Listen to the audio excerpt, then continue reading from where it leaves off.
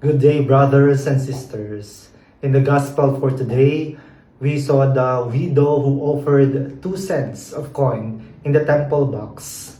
That was a very little amount, very little in the eyes of the world, very insignificant. It can't buy anything. But in the eyes of Jesus, she offered more than anybody else. Why?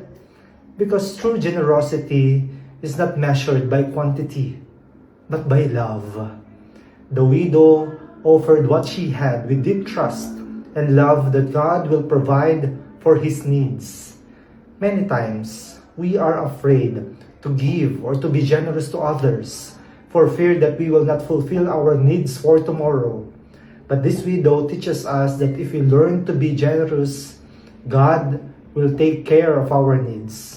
He will surely provide more than what is necessary, because in the battle of generosity, God would never accept defeat. Let us pray. Lord, help us to be generous to you and to our brothers and sisters in need, so that we can show our love for you and learn to trust in your providential guidance. Amen.